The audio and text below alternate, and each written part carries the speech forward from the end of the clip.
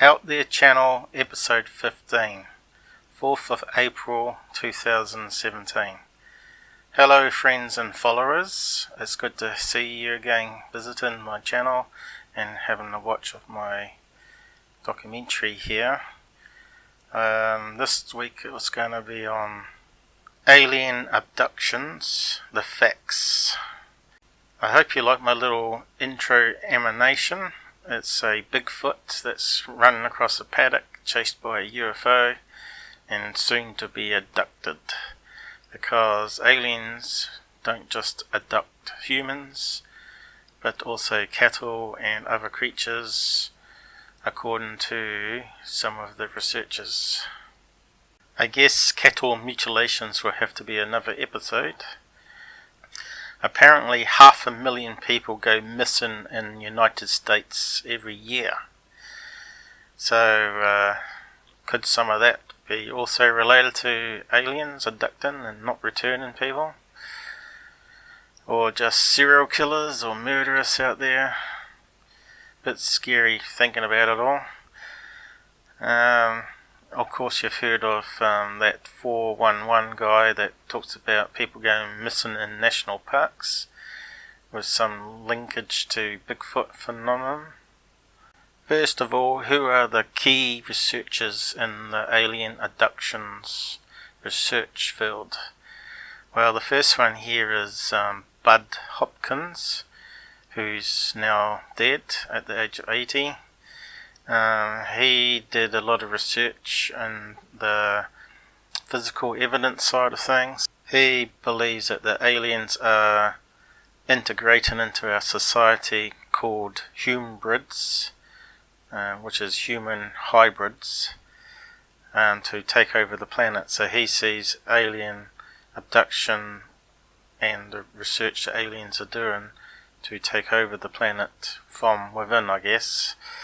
Well, other researchers like John Mack, he calls positives, because they believe that aliens are a positive influence to try and get us to stop nuclear weapons and nuclear research, and stop the wars and suffering, and focus on human health and spiritual ascending, and of course to look after the planet better than we have.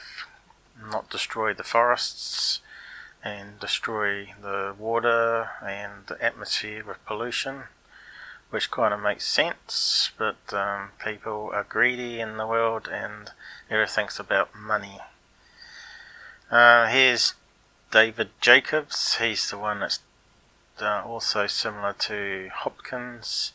He's still going. He's 74 years old, and he sees the same views as Hopkins, that the aliens are here to do negative stuff and gradually take over the planet, colonize it.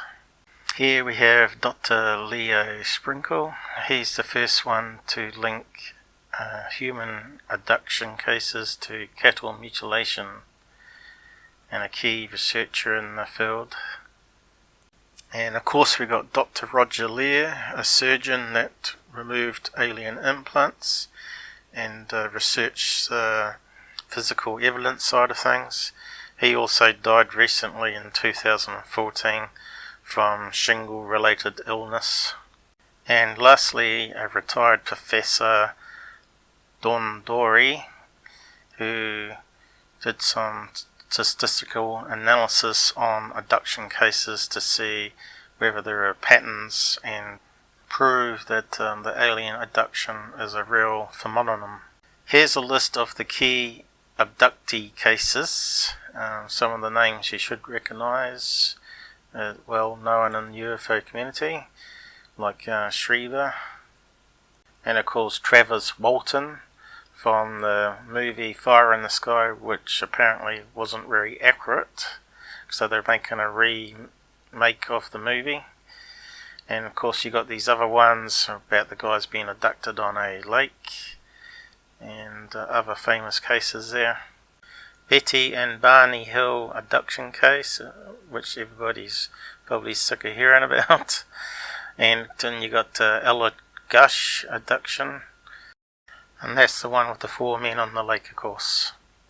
So that's just a few of the famous cases. As you can see, according to this stat here, 2,500 people report being abducted every year in America, and they don't know how many don't report any incidents, and they reckon it's 2% of the American population have been abducted according to some surveys, and that equates to, I think it was 6 million people in the United States have been abducted, or claim they have been.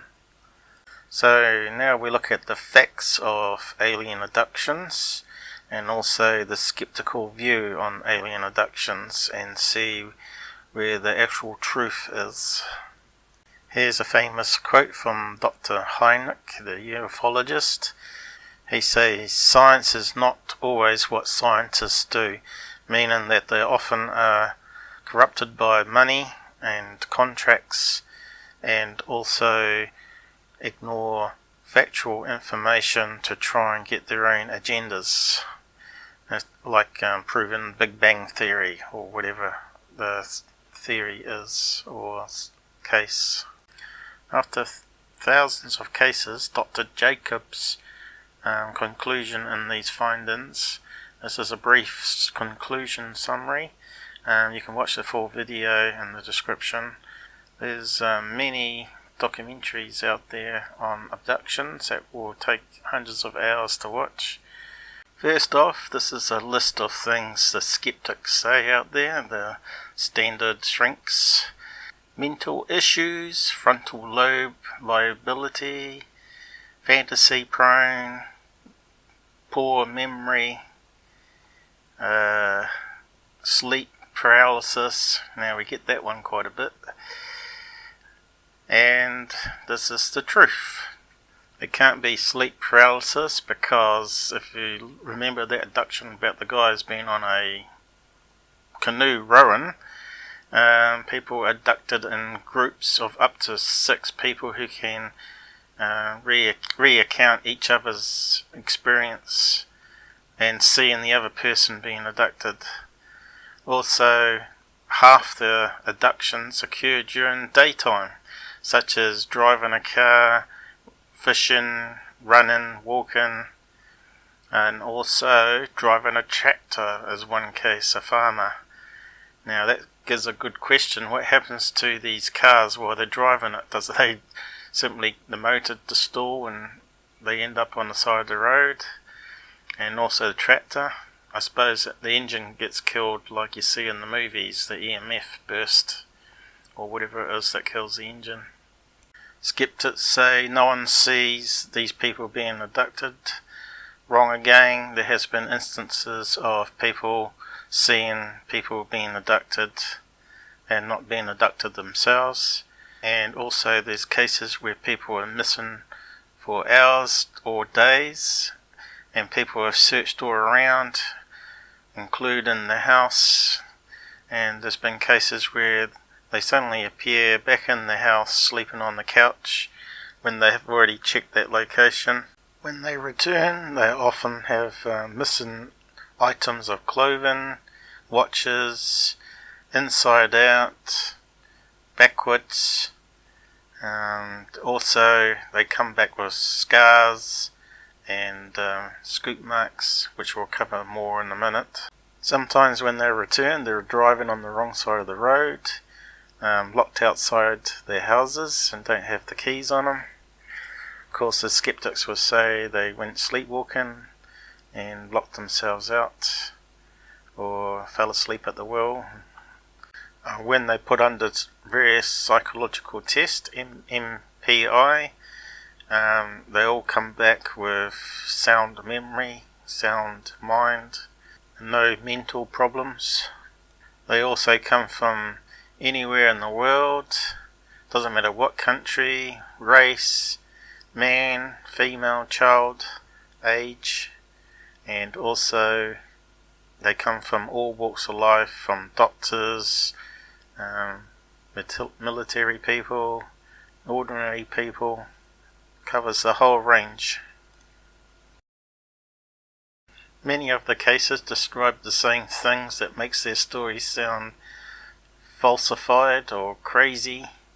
They describe the same things they see in the room, the sounds, the beings with the black eyes, tall greys, short greys, which we'll talk about in a minute. Now, the point that Jacobs is making here is that if people are going to tell a fake story about abduction, why do they have the same crazy out there facts for each of the cases which are similar? Abductions don't seem to be random events.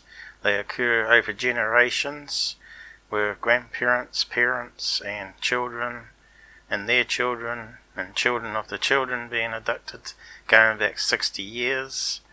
The skeptics say hypnosis is not a reliable tool. However, many of the cases with the similar facts are often reported without any hypnosis at all. So that debunks that one. Also remember, a lot of these cases were done before it was well publicised on the internet and TV about what people saw, and these studies go back a long way.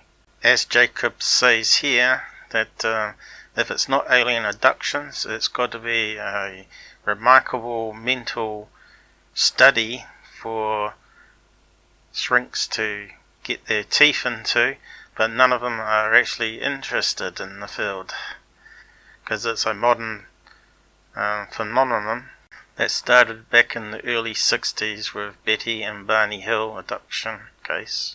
And he says it's also a career killer, studying aliens, or you won't get promoted ever again. So if you're interested in the field, do it later in life once you've got to a status in your job. All witnesses can draw what creatures they saw, and these are the common ones taken from a selection. You got the humbrids, which are human hybrids, often called Nordics, so-called tall blondes. We have the insect creatures, mantis, and also we got the small greys and tall greys. There doesn't appear to be any social rank depending on the species. All workers can be any of them, and from the research seems that they're not interested in humans, politics, religion and other commerce. Here's an interesting study they did. This guy Don Dory did a statistical analysis on it, which is quite complex, to determine if they could tell whether a abductee were telling the truth, and formed a grouping. And they did this by doing a control group that didn't believe in UFOs or aliens, and just randomly selected from the population, and also a group of people that they said had to imagine they had been abducted and answer the questions like they had been abducted. And then they did a group of, I think it was 26 abduction cases, and asked the same questions. And here you can see on the charts that they formed distinct groupings, which proved if an abductee was telling the truth, it would always fall inside the same grouping, which was quite an interesting thing. Unfortunately, the full study and information on this and charts that you can actually read properly are all in a book that you have to buy for about $20. So yeah, it's all about making money, I guess, to pay for all the research, because they reckoned this research cost $150,000. Okay, this brings us to the last segment on the physical evidence gathered, and here we can see various wounds, scoop marks, and strange pattern of dots on various people, different ages and colour skin.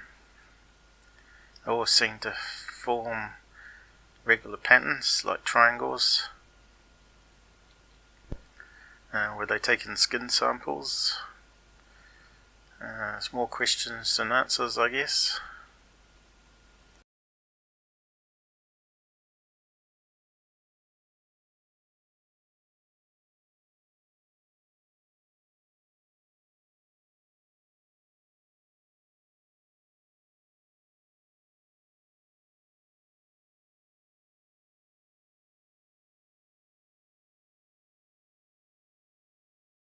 a surgical scar.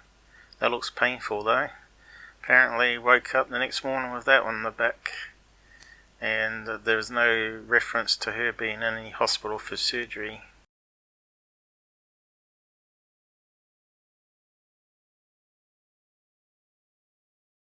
As you can see, there's quite a lot of those red saw triangle patterns.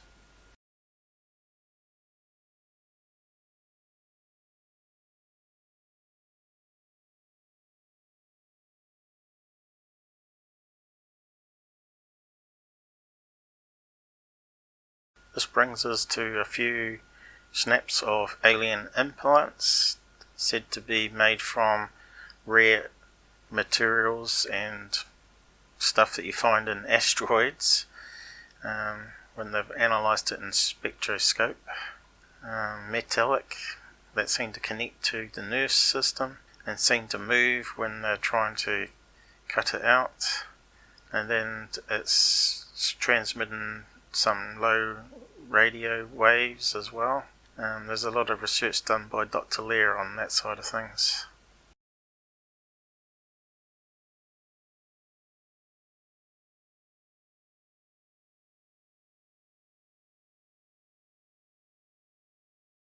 This brings us to scoop marks, a round circular mark or oval shape where it's sort of dug in and taken a piece of their skin out.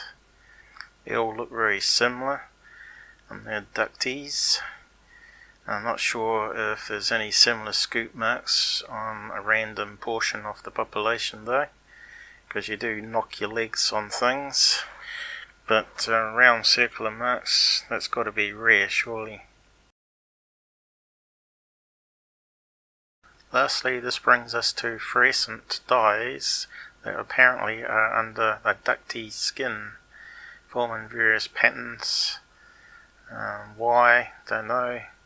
Maybe it's part of chemicals they inject them, or maybe it's like the implants, a new method of collecting information in molecule nano machines. Very interesting nonetheless. Here are some drawings taken from abductees showing various surgery implements going into the eye, and also of a kid that had drawn a similar thing of a alien grey or insectoid probe in the eye. What they put in the eye? Who knows? Nano machines. Also there's pictures here of babies in, looks like tubs, fetuses, human hybrids, and more pictures of being on a table with them looking over you.